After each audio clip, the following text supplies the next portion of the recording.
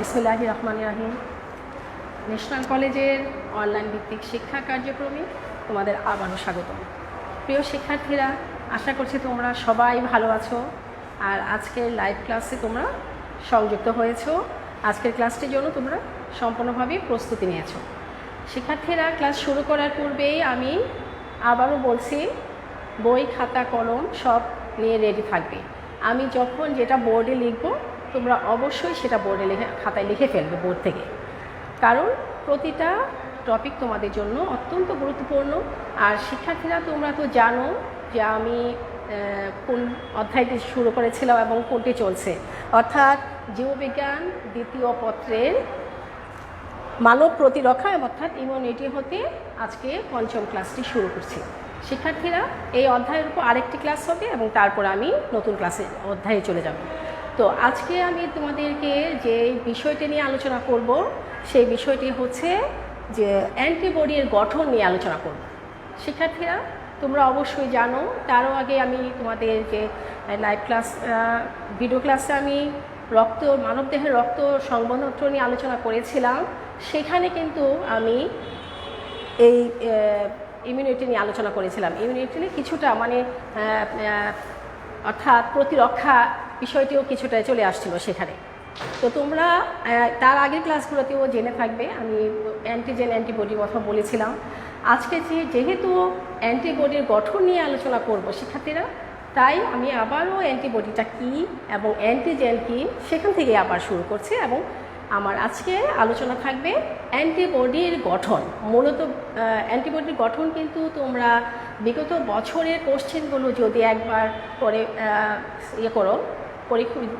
তোমরা দেখে রাখো, বোর্ডের কোশ্চেনগুলো যদি তোমরা করো, তাহলে দেখতে পাবে যে সেখানে অনেকবার, একবার না বহুবার অ্যান্টিবডি গঠন এসছে। তোমরা অ্যানালাইসিস করে দেখতে পারো। তাহলে আর তাছাড়া তো আমাদের মানবদেহ বলে কথা, আমাদের মানবদেহের সমস্ত অঙ্গ প্রত্যঙ্গ প্রত্যেকটা জিনিসই তো আমাদের জানা দরকার। তো শিক্ষার্থীরা, আমি এখন অ্যান্টিবডির গঠন নিয়ে আলোচনা করব। তার আগে তোমরা আমাকে কনফার্ম করো ক্লিয়ার আছে কিনা বোর্ড আর সাউন্ড ক্লিয়ার কিনা। তো শিক্ষার্থীরা, আচ্ছা ঠিক আছে, আমি এখনই অ্যান্টিবডি গঠন করছি। তার আগে আমি বলছি শিক্ষার্থীরা, তোমরা দেখো, আবার মনে করার চেষ্টা করো অ্যান্টিজেন কি। অ্যান্টিজেন কি তোমাদের নিশ্চয়ই মনে আছে শিক্ষার্থীরা। আমি তোমাদেরকে কি বলেছিলাম, অ্যান্টিজেন কি ছিল? এটা আমাদের দেহে প্রতিনিয়ত বিভিন্ন ধরনের ভাইরাস ব্যাকটেরিয়া আমাদের দেহে আক্রমণ করে, বিভিন্ন ধরনের অণুজীব আমাদের দেহে প্রবেশ করে। অ্যান্টিজেন হচ্ছে সেই অণুজীবগুলোই যা আমাদের দেহে প্রবেশ করে এবং যা আমাদের দেহে প্রবেশ করলে তার প্রতিক্রিয়া হিসেবে আমাদের দেহে তাকে প্রতিহত করার জন্য অ্যান্টিবডি তৈরি হয়। শিক্ষার্থীরা, তোমরা বুঝতে পেরেছো? তাহলে তোমরা এটা ভালো করে শুনে লিখে ফেলো যে অ্যান্টিজেন কি। অ্যান্টিজেন হচ্ছে এমন একটা যেসব এক ধরনের বিজাতীয় জীবাণু। শিক্ষার্থীরা, আমি তোমাদের দেখতে পাচ্ছি, তোমরা সবাই লাইভে সংযুক্ত হয়ে যাও দ্রুত। এটা হচ্ছে এক ধরনের বিজাতীয় জীবাণু কণা বা টক্সিক বস্তু, অর্থাৎ ভাইরাস ও ব্যাকটেরিয়া। এইগুলা কি করে আমাদের দেহে প্রতিনিয়ত আমাদের দেহকে আক্রমণ করছে। এই বস্তুগুলো যখন আমাদের দেহে প্রবেশ করে তার বিপরীতে আমাদের দেহে অ্যান্টিবডি উৎপন্ন হয়, আর সেই বস্তুটাই হচ্ছে অ্যান্টিজেন। শিক্ষার্থীরা, তাহলে এবার আমি তোমাদেরকে আবারও বলছি যে অ্যান্টিজেনটা তাহলে কি? মানুষের রক্তকণিকার প্লাজমা মেমব্রেনে অবস্থিত মিউকোপলিস্যাকারাইড জাতীয় একটি বস্তু যা অ্যান্টিবডি উৎপাদনে করতে সহায়তা করে। আমি আবারও বলছি, মানুষের রক্তকণিকার প্লাজমা মেমব্রেনে মিউকোপলিস্যাকারাইড জাতীয় এক ধরনের বস্তু যা অ্যান্টিবডি উৎপন্ন করে। সরি শিক্ষার্থীরা, এবার হলো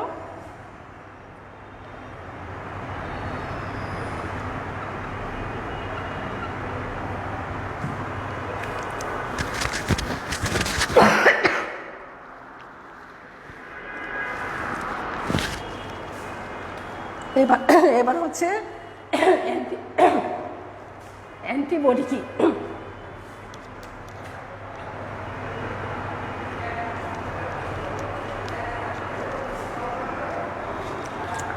শিক্ষার্থীরা এবার হচ্ছে অ্যান্টিবডি কি। তো অ্যান্টিবডি তোমরা এখনই জেনে ফেলছো যে অ্যান্টিজেনকে প্রতিহত করার জন্য যে বস্তুটি উৎপন্ন হয় তাই হচ্ছে অ্যান্টিবডি। তাহলে আমরা কি বলতে পারি, আমাদের দেহে প্রতিরক্ষা তন্ত্র থেকে উৎপন্ন এক ধরনের গ্লাইকোপ্রোটিন হচ্ছে অ্যান্টিবডি। কি বলছি, দেহের প্রতিরক্ষা থেকে উৎপন্ন এক ধরনের গ্লাইকোপ্রোটিন, এই গ্লাইকোপ্রোটিনটাই হচ্ছে অ্যান্টিবডি, যা আমাদের দেহে রোগ জীবাণু প্রবেশ করলে এই গ্লাইকোপ্রোটিনটি তাকে প্রতিহত করতে পারে, এটাই হচ্ছে অ্যান্টিবডি। তো শিক্ষার্থীরা, এটা ইমিউনোগ্লোবিউলিন নামে এক বিশেষ ধরনের গ্লাইকোপ্রোটিন হচ্ছে অ্যান্টিবডি। অর্থাৎ এই অ্যান্টিবডি হচ্ছে ইমিউনোগ্লোবিউলিন নামে এক বিশেষ ধরনের গ্লাইকোপ্রোটিন। তো শিক্ষার্থীরা, এখন আমি এই অ্যান্টিবডির গঠনটা নিয়ে বিস্তারিত আলোচনা করব। তাহলে আমি অ্যান্টিবডির গঠনের চিত্রটা অঙ্কন করছি, তোমরা অবশ্যই আমার সাথে অ্যান্টিবডির গঠনের চিত্রটি অঙ্কন করবে।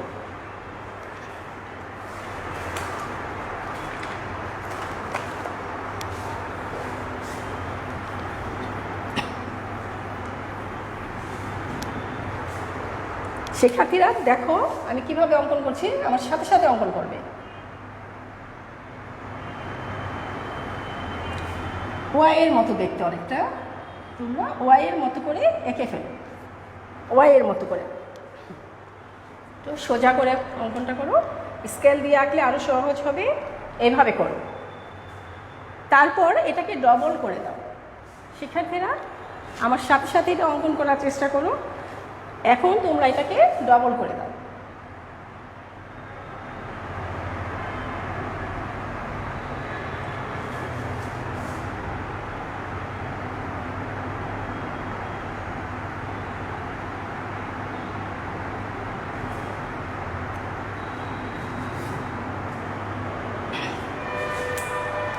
শিক্ষার্থীরা তোমরা সাথে সাথে করো, এটা পরীক্ষাতে আসে, খুবই ইম্পর্টেন্ট। তাহলে আমি কি করেছি, এটা ওয়াইয়ের মতো করে প্রথম এঁকেছি, তারপরে আমি এটাকে ডবল করে দিয়েছি। এখন তোমরা এটাকে ডবল করে দাও। তারপরে এখানে তোমরা পাশাপাশি আরেকটা করো, আরেকটা স্ট্যান্ডের মতো এঁকে দাও। খুব সহজ চিত্রটা।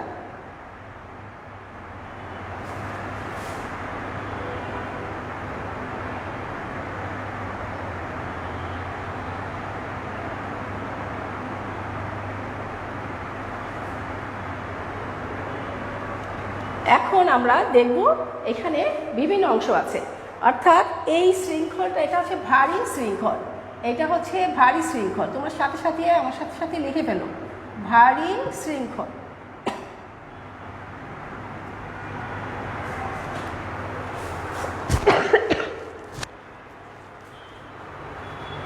এটা হচ্ছে ভারী শৃঙ্খল।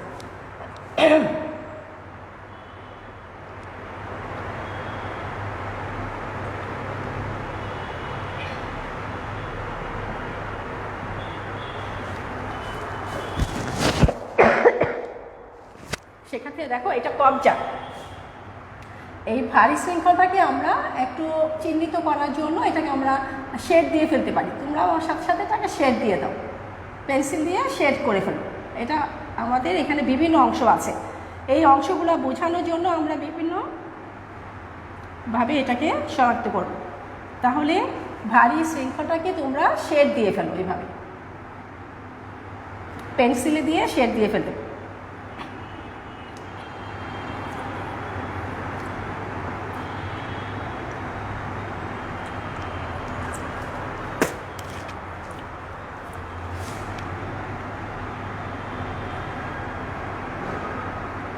শিক্ষার্থীরা দেখো এই পর্যন্ত তোমরা ভারী শৃঙ্খলটা এঁকে ফেলো। এই যে এটা হলো ভারী শৃঙ্খল, আমি যেটুকু শেড দিয়েছি সেটুকু হচ্ছে ভারী শৃঙ্খল। তোমরা মনে রাখবে আমি যেটুকু শেড দিয়েছি সেইটুকুই হচ্ছে ভারী শৃঙ্খল। তাহলে অ্যান্টিবডি গঠনের 4টি অংশ পাওয়া যায়, ভারী শৃঙ্খল ও হালকা শৃঙ্খল। তাহলে আমি এই ভারী শৃঙ্খল আর এটা এটা তোমরা ডট ডট চিহ্ন ব্যবহার করো, ডট ডট চিহ্ন ব্যবহার করলে বোঝা যাবে যে এটা হালকা শৃঙ্খল। শিক্ষার্থীরা এটা তোমরা এইটুকু হালকা শৃঙ্খল এই পর্যন্ত আঁকো, এই ডট ডট দাও, ঠিক আছে। এখন আমি কি করেছি, এটা ভারী শৃঙ্খল, ভারী শৃঙ্খল এইখান থেকে এই পর্যন্ত আমরা নিয়েছি, পুরোটাই ভারী শৃঙ্খল, কিন্তু আমি এটা এভাবে অঙ্কন করেছি, তোমরা আমার সাথে সাথে লিখো।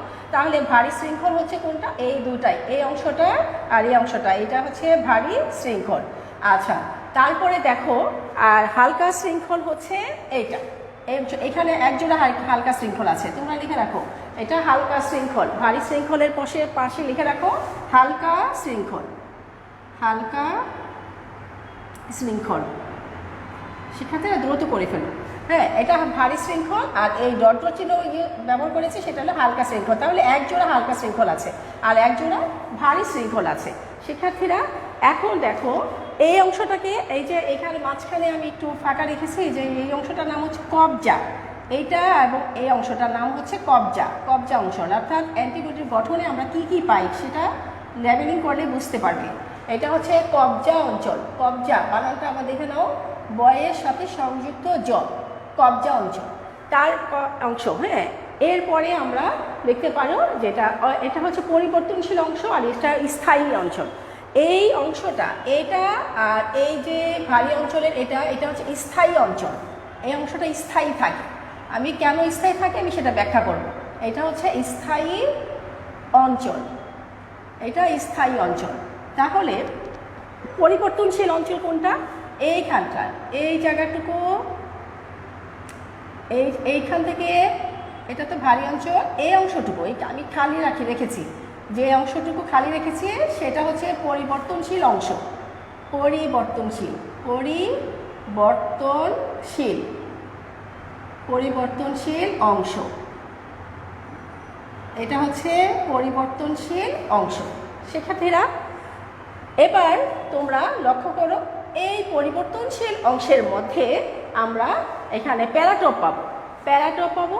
এখানে হচ্ছে এই জায়গাটার মধ্যে আমরা একটা প্যারাটপ একটা অংশ দেখতে পাবো, প্যারাটপ, এই জায়গাটার নাম হচ্ছে প্যারাটপ। এইটার সাথে এই পরিবর্তনশীল অঞ্চলের এই অংশটা এইভাবে তৈরি হয়। তো এটা হচ্ছে প্যারাটপ অংশ, এই অংশটা, ঠিক আছে। তাহলে আমি এই জায়গাটার নাম লিখে দিচ্ছি, এটা প্যারাটপ, প্যারাটপ অংশ, প্যারাটপ অঞ্চল। আর এইটা হচ্ছে অ্যান্টিজেন, অ্যান্টিজেন। শিক্ষার্থীরা বুঝতে পেরেছো? তোমরা কি ছবিটা দেখতে পাচ্ছ ঠিক মতো? আচ্ছা, আমি আরেকটু উঠিয়ে দিচ্ছি, তাহলে দেখো দেখা যাচ্ছে কিনা, আমাকে একটু কনফার্ম করো।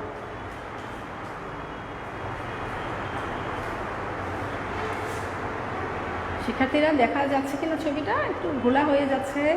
আমি আচ্ছা আচ্ছা দাঁড়াও, আমি একটু দেখে দিচ্ছি।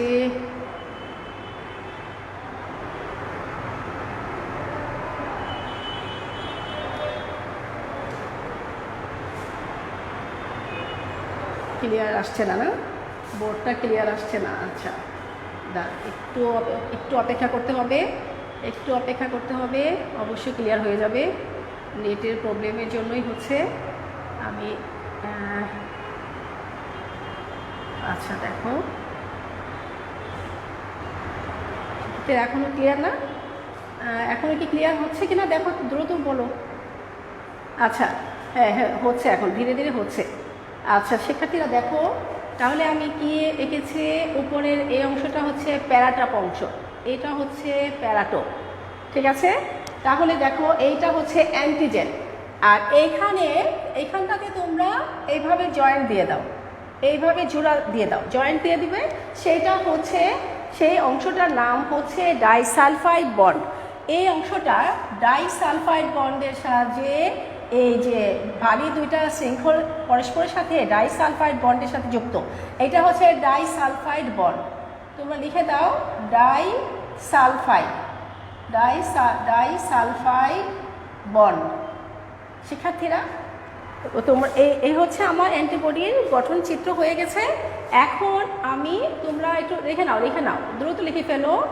আমি এখন প্রত্যেকটি অংশের বর্ণনা করব। তাহলে আমরা অ্যান্টিবডির গঠনে কি পেয়েছি শিক্ষার্থীরা?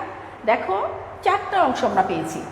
একটা অংশ হচ্ছে, আমি এখানে লিখে দেখাচ্ছি নিচে, আগে লিখে দাও একটি আদর্শ অ্যান্টিবডি গঠন চিত্র। চিত্রটির নাম লিখে দাও, একটি আদর্শ অ্যান্টিবডির গঠন চিত্র। অ্যান্টিবডির গঠন চিত্র। তো শিক্ষার্থীরা, এখানে আমি কিন্তু আবারও বলছি 4টা প্রধান অংশ পেয়েছি। একটা হচ্ছে শৃঙ্খলগুলোর নাম, আমি আবারও লিখছি, তোমরা আমার সাথে সাথে লিখে ফেলো। এটা হচ্ছে ভারী ও হালকা শৃঙ্খল। তাহলে তোমরা লিখে ফেলো শিক্ষার্থীরা, একটা হচ্ছে ভারী ও হালকা শৃঙ্খল। অর্থাৎ শিক্ষার্থীরা, ভারী মানে কি? Heavy and light chain.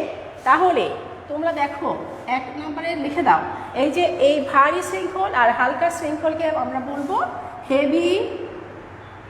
Heavy and light chain, INS। অথবা বাংলায় লিখতে পারি ভারী এবং হালকা চেইন। শিক্ষার্থীরা, আচ্ছা ওটা দেখা যাচ্ছে না, হ্যাঁ এখন নিচে লিখে দাও ভারী অথবা ভারী ও হালকা চেইন। শিক্ষার্থীরা, 2 নম্বর আমরা কি দেখতে পাচ্ছি? দেখো, 2 নম্বরে আমরা দেখতে পাচ্ছি ডাইসালফাইড বন্ড। এইখানে একটা ডাইসালফাইড বন্ড, 2টি ভারী শৃঙ্খলের মাঝখানে একটা ডাইসালফাইড বন্ড দেখতে পাচ্ছি। আরেকটি হচ্ছে ভারী এবং হালকা শৃঙ্খলের মাঝখানে 2 পাশে একই রকম 2টি হালকা শৃঙ্খল। তাহলে সেটাই ছিল ভারী অ্যান্ড হালকা চেইন। এখন আমি যেটা দিব সেটা হচ্ছে ডাইসালফাইড বন্ড। এখানে 3টা ডাইসালফাইড বন্ড আছে, 2টা ভারী শৃঙ্খলের মাঝখানে, আর আরেক পাশে হচ্ছে ভারী ও হালকা শৃঙ্খলের মাঝখানে আরেকটি বন্ড আছে। তাহলে আমরা লিখে দিই 3 ধরনের ডাইসালফাইড চেইন আছে, ডাইসালফাইড বন্ড আছে। লেখো ডাইসালফাইড বন্ড। শিক্ষার্থীরা, খুবই ইম্পর্টেন্ট, প্রায় প্রতি বছরই কদিন এটা ঘুরে ঘুরে আসে এই কোশ্চেনটা। অ্যান্টিবডির গঠন বুঝে ফেললে একদমই সহজ। তারপরে দেখো ডাইসালফাইড বন্ড, এরপরে আমরা যেটা লিখতে পারি আরেকটা পয়েন্ট আমরা দেব স্থায়ী ও পরিবর্তনশীল অঞ্চল, অর্থাৎ কনস্ট্যান্ট ও ভেরিয়েবল রিজন। ডাইসালফাইড চেইনটা তোমরা ইংলিশে লিখে দাও, ডাইসালফাইড চেইন। শিক্ষার্থীরা, তারপরে লিখে দাও স্থায়ী ও পরিবর্তনশীল অঞ্চল। ডাইসালফাইড বন্ড দিতে পারো, হ্যাঁ চেইন তো হবে, এটা বন্ড দিলেই ভালো হয়, BOND। আর বাংলায় যদি লেখাও তাও লিখতে পারো ডাইসালফাইড।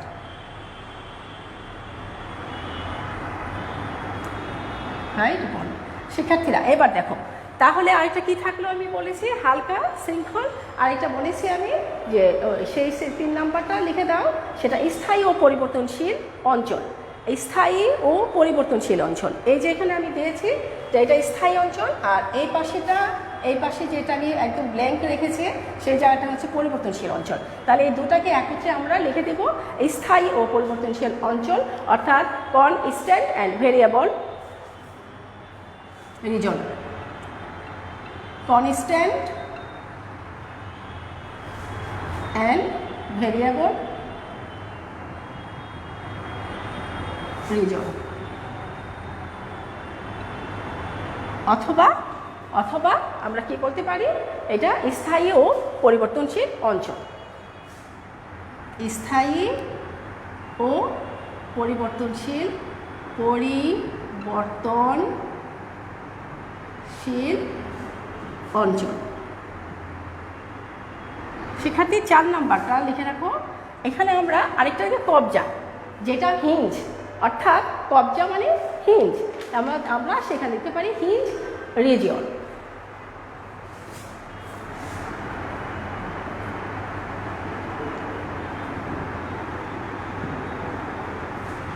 হিঞ্জ রিজিয়ন, শিক্ষার্থীরা লিখে ফেলো হিঞ্জ রিজিয়ন বা কবজা অঞ্চল, কবজা অঞ্চল অঞ্চল। এখন আমি ডিটেলস চিত্রসহ এই অংশগুলো ব্যাখ্যা করব। তো শিক্ষার্থীরা তোমরা লিখেছ। এখন দেখো প্রথমটা আমি কি বলছি, ভারী ও হালকা শৃঙ্খল, অর্থাৎ প্রতিটি অ্যান্টিবডির গঠন প্রায় একই রকম। মৌলিক গঠন বলা হচ্ছে প্রতিটা অ্যান্টিবডির গঠন একই রকম। মৌলিক গঠনের 4টা অংশ পাওয়া যাবে। একটা হচ্ছে হেভি অ্যান্ড লাইট চেইন, তারপরে হচ্ছে আরেকটা হচ্ছে disulfide bond, constant and variable region আর হিঞ্জ রিজন। এই 4টি অংশ আমরা অবশ্যই পাব। তাহলে প্রথম দেখো হেভি অ্যান্ড লাইট চেঞ্জ। এখানে আমরা প্রতিটা অ্যান্টিবডির মধ্যে আমরা একটা ভারী শৃঙ্খল আর একটা হালকা শৃঙ্খল আমরা পাব। তা এই ভারী শৃঙ্খলের ওজন, অর্থাৎ আমরা ভারী শৃঙ্খলের মধ্যে আমরা দেখতে পাবো যে ওজনের আণবিক ওজন হচ্ছে, এটার আণবিক ওজন তোমরা লিখে রাখো। ভারী শৃঙ্খলের আণবিক ওজন হচ্ছে 50 থেকে 70 কিলো ডাল্টন, কেডি, অর্থাৎ কিলো ডাল্টন। এগুলো হিসাব কিলো ডাল্টনে করা হয়। তাহলে আমি কি বলেছি, ভারী শৃঙ্খলটা যে এখান থেকে যে ভারী শৃঙ্খলটা আসছে এক জোড়া, এই প্রতিটা অ্যান্টিবডির ভারী শৃঙ্খলের ওজন, আণবিক ওজন হচ্ছে 50 থেকে 70 কিলো ডাল্টন। তাহলে হালকা শৃঙ্খলের ওজনটা কত হবে, 23 কিলো ডাল্টন। এই হালকা শৃঙ্খলের ওজন হচ্ছে 23 কিলো ডাল্টন। শিক্ষার্থীরা এইটাই হচ্ছে আমরা বলতে পারি যে একটি ভারী ও হালকা শৃঙ্খলের বৈশিষ্ট্য। তারপরে আমরা যদি আসি এবার এই হচ্ছে ডাইসালফাইড বন্ড। আমি চিত্র আঁকতেই তোমাদেরকে বলেছিলাম যে প্রতিটা অ্যান্টিবডির মধ্যে 3 ধরনের ডাইসালফাইড বন্ড থাকে। তাহলে তোমরা এবার দেখে নাও 3 ধরনের ডাইসালফাইড বন্ডের মধ্যে আমরা কি দেখতে পাচ্ছি। এখানে 3 ধরনের ডাইসালফাইডের মধ্যে আমরা দেখতে পাচ্ছি যে ভারী যে একজোড়া ভারী শৃঙ্খল আছে, সেখানে একটি ডাইসালফাইড বন্ড আছে। তাছাড়া এই ভারী শৃঙ্খলটা তো এই পর্যন্ত আসছে, এই পাশে একটি হালকা শৃঙ্খল ছিল, এই পাশে আরেকটি ডাইসালফাইড বন্ড আছে একই রকম। হ্যাঁ, এই 2 জোড়া, এক জোড়া এই পাশে একটি ডাইসালফাইড বন্ড, আরেকটি আছে এই পাশে ডাইসালফাইড বন্ড। তবে এটির বৈশিষ্ট্য হচ্ছে এই ডাইসালফাইড বন্ডের মধ্যে একটি ভারী শৃঙ্খল, আরেকটি হচ্ছে হালকা শৃঙ্খলের মাঝখানে একটি ডাইসালফাইড বন্ড, এবং একইভাবে এপাশেও এক পাশে ভারী শৃঙ্খল এবং আরেক পাশে হালকা শৃঙ্খলের সাথেই একটি ডাইসালফাইড বন্ড। আর নিচের দিকে 2টি ভারী শৃঙ্খলের মাঝখানে একটি আন্তঃশৃঙ্খল, একটি ডাইসালফাইড বন্ড আছে। তো শিক্ষার্থীরা মনে রাখবে, প্রত্যেকটি পলিপ্যাপটাইড শৃঙ্খলের ক্ষেত্রে, পলিপ্যাপটাইড তো বুঝতে পেরেছো, অনেকগুলো অ্যান্টিবডি যখন একসাথে সংযুক্ত হয় তখন পলিপ্যাপটাইড। ওই পলিপ্যাপটাইড বন্ধনের ক্ষেত্রে ডাইসালফাইড আন্তঃশৃঙ্খলভাবে সেখানে আমরা দেখতে পাবো প্রতিটি পলিপ্যাপটাইড শৃঙ্খলে অন্তঃশৃঙ্খলভাবে এগুলা ডাইসালফাইড বন্ডের সাথে এরা যুক্ত হবে। এইভাবে পলিশৃঙ্খলের ক্ষেত্রে এই ডাইসালফাইড দ্বারা প্রত্যেকটি যুক্ত হবে, যেটা আমি পরবর্তীতে আবার তোমাদের এঁকে দেখাবো। তো শিক্ষার্থীরা আমরা মোটামুটি ডাইসালফাইড বন্ডের কথা জানতে পারলাম, একটি আদর্শ অ্যান্টিবডির গঠনে ডাইসালফাইড বন্ডটি কী। এবার আমি আসছি কনস্ট্যান্ট অ্যান্ড ভেরিয়েবল রিজন, অর্থাৎ স্থায়ী ও পরিবর্তনশীল অঞ্চল। শিক্ষার্থীরা এইটার ব্যাখ্যা আমি এখন করব, তোমরা খুব ভালোভাবে লক্ষ্য করো। দেখো আমি কি বলেছিলাম, স্থায়ী ও পরিবর্তনশীল অঞ্চল। দেখো এখানে স্থায়ী অঞ্চলটা আমি কোনটাকে মেন করেছি, অর্থাৎ ভারী শৃঙ্খলের এই অংশটুকু, ভারী শৃঙ্খলের এই নিচ থেকে শুরু করে এই অংশ পর্যন্ত সম্পূর্ণটা না, ভারী শৃঙ্খলেরই একটা অংশ, উপরের এক অংশ কিন্তু পরিবর্তনশীল অঞ্চল। এখানে কিন্তু পরিবর্তনশীল অঞ্চল, পরিবর্তনশীল অঞ্চলে কিন্তু ভারী শৃঙ্খলের অংশ আছে, আবার হালকা শৃঙ্খলের অংশ মিলেই কিন্তু পরিবর্তনশীল অঞ্চল। বুঝে বুঝে তারপরে তোমরা পড়বে, দেখো খেয়াল করো। আর এখানে কিন্তু ওই যে ভারী শৃঙ্খলের কিছু অংশ আর এই হালকা শৃঙ্খলের কিছু অংশ নিয়ে কিন্তু পরিবর্তনশীল অঞ্চল। আমি এখন যেটা বলছি স্থায়ী অঞ্চলটা তাহলে কি? আমরা দেখতে পাচ্ছি যে ভারী শৃঙ্খলের যে অংশটুকু, আমরা দেখতে পাচ্ছি যে ভারী শৃঙ্খলের অংশটুকুর মধ্যে, হ্যাঁ, আমরা প্রত্যেকটি অ্যান্টিবডির মধ্যে দুইটি অঞ্চল আমরা অবশ্যই লক্ষ্য করব। একটি হচ্ছে ভারী শৃঙ্খল অঞ্চল, আর একটি হচ্ছে স্থায়ী অঞ্চল, আর একটি হচ্ছে পরিবর্তনশীল অঞ্চল। তাহলে স্থায়ী অঞ্চলটা কি শিক্ষার্থীরা? অর্থাৎ আমরা দেখব যে আমরা জানি যে অ্যান্টিবডির ধরন অনুযায়ী অ্যান্টিবডি হালকা ভারী শৃঙ্খলে অ্যান্টিবডিগুলো ক্রম অনুসারে, অর্থাৎ প্রত্যেকটা নির্দিষ্ট ধরনের ইমিউনোগ্লোবিউলিন মধ্যে আমরা জানি যে অ্যান্টিবডির গঠনের মধ্যে আছে ইমিউনোগ্লোবিউলিনের ধরন অনুযায়ী ইমিউনোগ্লোবিন ডি অথবা ইমিউনোগ্লোবিন জি অথবা ইমিউনোগ্লোবিন এ স্থায়ী অঞ্চলে অ্যামিনো অ্যাসিড ক্রম অনুসারে এই স্থায়ী অঞ্চলটি গঠিত হয়। আমি আবারও বলছি, তোমরা খেয়াল করো। অ্যান্টিবডির গঠনের মধ্যে ইমিউনোগ্লোবিন আছে। এখন এই ইমিউনোগ্লোবিন কিন্তু 5 ধরনের: ইমিউনোগ্লোবিন জি, ইমিউনোগ্লোবিন এ, ইমিউনোগ্লোবিন ই, ইমিউনোগ্লোবিন ডি, ইমিউনোগ্লোবিন এম। এখন ইমিউনোগ্লোবিন জি এবং ইমিউনোগ্লোবিন এ, এই ভারী শৃঙ্খলের যে অংশটুকুতে এই ইমিউনোগ্লোবিন জি অথবা ইমিউনোগ্লোবিন এদের ক্ষেত্রে তোমার অ্যামিনো অ্যাসিডের ক্রম একই রকম হয়। অর্থাৎ ইমিউনোগ্লোবিন জি এবং ইমিউনোগ্লোবিন এর মধ্যে স্থায়ী অঞ্চলের ইমিউনোগ্লোবিন জি এবং ইমিউনোগ্লোবিন এতে অ্যামিনো অ্যাসিড ক্রমটা একই রকম হয়। এই একই রকম হওয়ার কারণেই অ্যান্টিবডি 5 ধরনের, স্থায়ী অঞ্চলে 5 ধরনের অ্যান্টিবডি আমরা দেখতে পাবো। তাহলে আর পরিবর্তনশীল অঞ্চলে, এই পরিবর্তনশীল অঞ্চলের মধ্যে এই অংশটির মধ্যে অ্যামিনো অ্যাসিড ক্রম একরকম হতে পারে না, এটা পরিবর্তনশীল। তাই এখানে হাজার হাজার অ্যান্টিবডি তৈরি হয়। তোমরা শুনে অবাক হবে যে আমাদের অ্যান্টিবডিটা কোথা থেকে উৎপন্ন হয়। আমি তোমাদেরকে বলি যে এটা আমাদের ফ্যাগোসাইট। হ্যাঁ, অ্যান্টিবডিটা মূলত উৎপন্ন হয় হচ্ছে আমাদের যে ফ্যাগোসাইট থেকে। অর্থাৎ অ্যান্টিবডির উৎপত্তি স্থানটা হচ্ছে লিম্ফোসাইট। আমাদের যে রক্তকণিকা লিম্ফোসাইট আছে, লিম্ফোসাইট কিন্তু 2 ধরনের, টি লিম্ফোসাইট আর এটা হচ্ছে বি লিম্ফোসাইট। এখন বি লিম্ফোসাইটকে কিন্তু আমরা কি বলি? এটা আমরা বলি প্লাজমা কোষ বলি। এই প্লাজমা কোষ থেকে অ্যান্টিবডি প্রতি সেকেন্ডে হাজার হাজার অ্যান্টিবডি তৈরি করতে পারে। তাহলে তোমরা লক্ষ্য করো, এই যে অ্যান্টিবডির স্থায়ী অঞ্চলটা আমি যেটা বলছি, আমি আবারও এই একই জায়গায় আসলাম, সেটা হচ্ছে স্থায়ী অঞ্চলে অ্যান্টিবডির কথা আমি আবারও বলছি যে এখানে এই ইমিউনোগ্লোবিন জি এবং ইমিউনোগ্লোবিন ডি এর মধ্যে আমি কি বলছি, সেখানে অ্যামিনো অ্যাসিড ক্রম অনুসারে এটা 5 ধরনের হয়। একই রকম অ্যামিনো অ্যাসিডের ক্রমগুলো একই রকম হয়, কিন্তু পরিবর্তনশীল অঞ্চলের মধ্যে অ্যামিনো অ্যাসিডের ক্রমটা ভিন্ন রকমের হয়, কারণ এখানটা পরিবর্তনশীল। কেন পরিবর্তন হচ্ছে? কারণ এই অঞ্চলটা প্যারাটোপ গঠন করে। কারণ এখানে যে বিভিন্ন ধরনের যে ভাইরাস ব্যাকটেরিয়া আমাদের দেহে প্রবেশ করে, এই পরিবর্তনশীল অঞ্চলের এখানে অংশটা পরিবর্তন হয়ে এখানে প্যারাটোপ গঠন করে, যেই প্যারাটোপের মাধ্যমে সেখানে অ্যান্টিজেনকে তারা আটকে দেয়। অ্যান্টিজেন মানে তোমরা বুঝতে পেরেছো, এটা হচ্ছে বিভিন্ন জীবাণুগুলো, অর্থাৎ ভাইরাস ব্যাকটেরিয়া, অর্থাৎ যে কোনো জীবাণু যখন আমাদের অ্যাটাক করে, এই পরিবর্তনশীল প্যারাটোপের অর্থাৎ অ্যান্টিবডির এই প্যারাটোপ, পরিবর্তনশীল অঞ্চলের এই অংশটা হচ্ছে প্যারাটোপ। এই প্যারাটোপ অংশটাই সেই অ্যান্টিজেন অর্থাৎ জীবাণুগুলোকে আটকে দেয়। এইটাকে আমরা বলতে পারি লক অ্যান্ড কি। লক মানে তালা, কি মানে চাবি। শিক্ষার্থীরা, লক অ্যান্ড কি বলা যায়, কারণ এইটা নির্দিষ্ট চাবি দ্বারাই নির্দিষ্ট তালা যেরকম আমরা খুলি, সেরকম এখানে নির্দিষ্ট প্যারাটপগুলোই অ্যান্টিজেনকে আটকে দিবে, নির্দিষ্ট অ্যান্টিজেনকে সে এখানে ধরে ফেলে। তাই আমরা এটাকে লক অ্যান্ড কিও বলতে পারি। তো শিক্ষার্থীরা, তোমরা মনে রাখবে যা তাহলে আমি কি বললাম যে এই ভারী শৃঙ্খলে স্থায়ী অঞ্চলে অ্যামিনো অ্যাসিড ক্রমটা আমরা এরকম দেখছি। আবার ভারী শৃঙ্খলের হালকা শৃঙ্খলের মধ্যে আমরা দেখতে পাচ্ছি যে এখানে যে পরিবর্তনশীল অঞ্চলটা আছে তা ভারী শৃঙ্খলের একাংশ এবং হালকা শৃঙ্খলের কিছু অংশ দুইটা মিলে পাশাপাশি অবস্থান করে পরিবর্তনশীল অংশটি অবস্থান তৈরি হয়েছে, অ্যান্টিবডির এই পরিবর্তনশীল অংশটি তৈরি হয়েছে।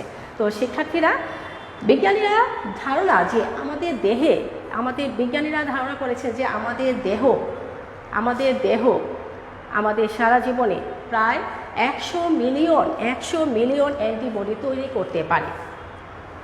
শিক্ষার্থীরা লক্ষ্য করো, আমাদের দেহ আমাদের বেঁচে থাকি আমরা যত বছর, তার ভিতরে আমাদের মানুষের দেহ কতখানি 100 মিলিয়ন অ্যান্টিবডি তৈরি করতে পারে, অর্থাৎ 10 কোটি অ্যান্টিবডি তৈরি করতে পারে। তবে অ্যান্টিজেন, আমাদের দেহে অ্যান্টিজেন কখনোই 100 মিলিয়ন অর্থাৎ 10 কোটি অ্যান্টিজেন আমাদের দেহে প্রবেশ করতে পারেনি এবং পারবেই, এটা অসম্ভব।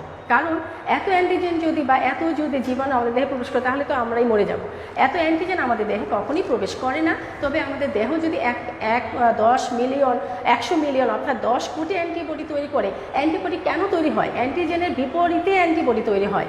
অর্থাৎ অ্যান্টিজেন, আমি আবারও বলছি, ভাইরাস ব্যাকটেরিয়া যা আমাদের বাইরে থেকে আমাদের দেহে প্রবেশ করে আমাদেরকে অ্যাটাক করে এবং তাকে প্রতিহত করার জন্য অ্যান্টিবডি তৈরি হয়। তাহলে আমাদের দেহ 10 কোটি অ্যান্টিবডি তৈরি করতে পারে, কিন্তু অ্যান্টিজেন 10 কোটি আমাদের দেহে প্রবেশ করবে, অর্থাৎ ভাইরাস ব্যাকটেরিয়া আমাদের দেহে প্রবেশ করবে, তা অসম্ভব, আজও হয়নি এবং কখনই সেটা সম্ভব নয় বলে বিজ্ঞানীরা ধারণা করেছেন। তো শিক্ষার্থীরা, এবার আমি তোমাদেরকে এবার কবজা অঞ্চল নিয়ে আলোচনা করছি। এই লাস্ট অংশটা হচ্ছে কবজা অঞ্চল। শিক্ষার্থীরা দেখো, এই কবজা অঞ্চলটা আমি এই পাশ থেকে এইটুকু, তাহলে কবজা অঞ্চলটা কি বলেছি? এই দেখো, এইটুকু অঞ্চল হচ্ছে কবজা অঞ্চল। কবজা অঞ্চলটা আমরা কি বলতে পারি? এখানে আমরা বলতে পারি যে অ্যান্টিবডি বাহু দুটি যে সংযোগ স্থল থেকে দুই ভাগে ভাগ করা হয়েছে, এই যে অ্যান্টিবডির এই বাহু দুটি যে অঞ্চল থেকে দুদিকে ভাগ হয়ে গিয়েছে, সেই অংশটাই হচ্ছে কবজা অঞ্চল। এটি অ্যান্টিবডির নমনীয়তা প্রদানে সাহায্য করে, অ্যান্টিবডিটাকে নমনীয়তা করতে এই কবজা অঞ্চলটি সাহায্য করে। শিক্ষার্থীরা, এই অঞ্চলটি কিন্তু বাহু দুটি কিন্তু আমরা দেখতে পাচ্ছি দুই প্রান্তে অবস্থিত, আর একটি করে মোট দুটি প্যারাটোপের মাধ্যমে এটি অ্যান্টিজেনকে আটকে দেয়। এখানে দেখছো এই যে দুটি প্যারাটোপের মাধ্যমে এই অ্যান্টিজেনকে এরা আটকে দিতে পারে। তো শিক্ষার্থীরা, আর আমি আবারও বলছি যে এই ভারী অঞ্চলের ইমিউনোগ্লোবিউলিন জি এবং ইমিউনোগ্লোবিউলিন ডি এর অনুসারে ইমিউনোগ্লোবিউলিন জি এবং ইমিউনোগ্লোবিন এ উপস্থিতিতে অথবা ইমিউনোগ্লোবিন এর উপস্থিতির কারণে এই অংশের মধ্যে 5 ধরনের অ্যান্টিবডি তৈরি হয়। কিসের উপর? এটা হচ্ছে, অর্থাৎ আমি আবারও বলছি, সেটা হচ্ছে ভারী ও হালকা অঞ্চলে অ্যামিনো অ্যাসিডের ক্রম অনুসারে 5 ধরনের অ্যান্টিবডি তৈরি হয়। এই 5 ধরনের অ্যান্টিবডির চিত্রগুলো তোমরা যদি একবার দেখে নিতে পারো কী ধরনের হয়, 5 ধরনের কীভাবে তৈরি হচ্ছে। আর পরিবর্তনশীল অঞ্চলে তো আমি বলেছি এখানটা পরিবর্তনশীল, তাই এখানে লক্ষ কোটি, এখানে কোটি কোটি অ্যামিনো অ্যাসিড তৈরি হয়। অ্যামিনো অ্যাসিডের কারণে এখানে অ্যান্টিবডি তৈরি হয়। এই জায়গার মধ্যে কোটি কোটি এখানে অ্যান্টিবডি তৈরি হয়, এই জায়গাটা পরিবর্তনশীল হওয়ার কারণে। কিন্তু এখানে ইমিউনোগ্লোবিন জি এবং ইমিউনোগ্লোবিন ই এর কারণে অ্যামিনো অ্যাসিড ক্রম অনুসারে এখানে 5 ধরনের অ্যান্টিবডি তৈরি হয়। এই 5 ধরনের অ্যান্টিবডির একটা হচ্ছে এরকম, যাকে আমরা বলতে পারি ইমিউনোগ্লোবিউলিন জি।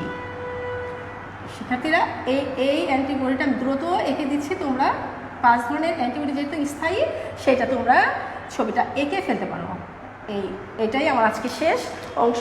তাহলে তোমরা লিখে ফেলো ইমিউনোগ্লোবিউলিন, এটা হচ্ছে জি, ইমিউনোগ্লোবিউলিন জি, সংক্ষেপে IG, ইমিউনোগ্লোবিউলিন জি, এই হচ্ছে IG, ইমিউনোগ্লোবিউলিন জি, ইমিউনোগ্লোবিউলিন IG ইমিউনোগ্লোবিন, আর এটার নাম হচ্ছে জি। শিক্ষার্থীরা মনে রাখবে, এই ইমিউনোগ্লোবিন জি এ মোট ইমিউনোগ্লোবিনের 75% হচ্ছে এই ইমিউনোগ্লোবিন জি। 75%, মোট ইমিউনোগ্লোবিনের 75% হচ্ছে ইমিউনোগ্লোবিন জি থাকে। তারপরে যদি আমরা ইমিউনোগ্লোবিউলিন এ আমি আঁকাচ্ছি, দেখো শিক্ষার্থীরা, এটা এর পার্থক্যটা দেখো, এই সামান্য এইভাবে বর্ধিত থাকবে। আমি এভাবে এঁকে দিচ্ছি, এটা হচ্ছে ইমিউনোগ্লোবিউলিন এ। শিক্ষার্থীরা, তাহলে মোট ইমিউনোগ্লোবিউলিনের 15% থাকে ইমিউনোগ্লোবিউলিন এ, 15%। মোট ইমিউনোগ্লোবিউলিনের 15% হচ্ছে ইমিউনোগ্লোবিউলিন এ। তোমরা এটাকে ডবল করে দ্রুত এঁকে দাও, আমার সময় কম এখন।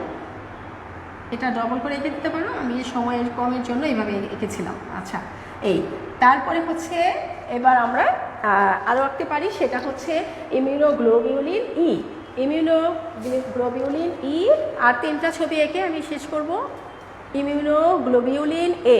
তাহলে শিক্ষার্থীরা দেখো, ইমিউনোগ্লোবিউলিন এ হচ্ছে, এবার এইভাবে আরেকটা এঁকে দাও, এবং সেটা হচ্ছে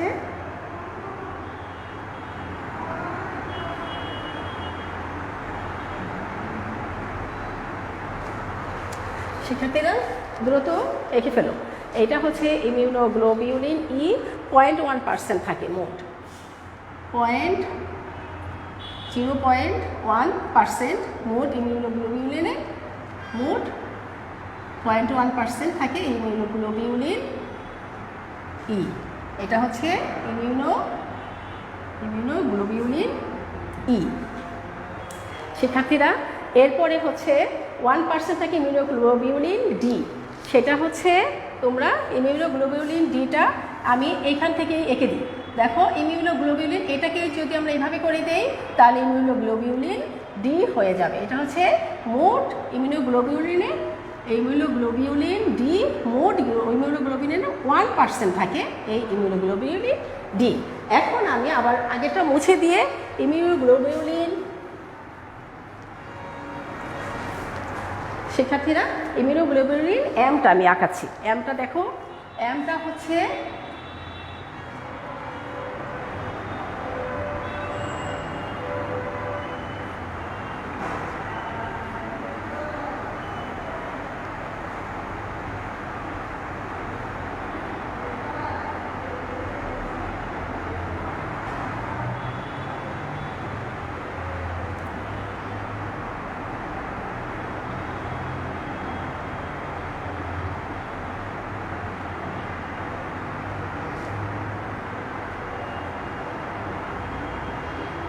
এটা হচ্ছে ইমিউনোগ্লোবিউলিন এম, ইমিউনোগ্লোবিউলিন এম। মোট ইমিউনোগ্লোবিউলিনের 5 থেকে 10% থাকে এই ইমিউনোগ্লোবিউলিন এম, 5 থেকে 10%। এই তো শিক্ষার্থীরা, এই হচ্ছে অ্যান্টিবডির গঠন। তোমরা খুব ভালো করে অ্যান্টিবডি গঠনটা পড়বে।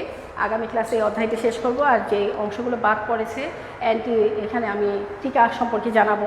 টিকা কত প্রকার হতে পারে, টিকা আমাদের কেন প্রয়োজন, তারপরে আছে অ্যান্টিবডির গুরুত্ব, তারপরে এই অধ্যায়ে আরও যা বাদ পড়েছে বিভিন্ন, এবং শেষ করব আগামী ক্লাসে ইনশাআল্লাহ। তারপর আমরা নতুন অধ্যায়ে যাব। আজকের অংশগুলো শুধু বুঝলেই হবে না, প্র্যাকটিস করতে হবে, বাসায় বারবার লিখবে এবং বারবার চিত্র অঙ্কন করবে। তাহলে আরও বেশি করে বই পড়বে, একাধিক বই পড়বে, তাহলে অবশ্যই তোমরা আরও ভালো করে বুঝতে পারবে। আর কোথাও প্রবলেম হলে আবার দেখে নিও। ঠিক আছে, তাহলে শিক্ষার্থীরা তোমরা সবাই ভালো থাকবে, সুস্থ থাকবে, এই কামনা করে আগামী ক্লাসের জন্য আবার প্রস্তুত হবে, সেই দোয়া রেখে আজকের মতো এখানে আমি শেষ করছি। তোমরা সকলেই ভালো থেকো। আল্লাহ হাফিজ।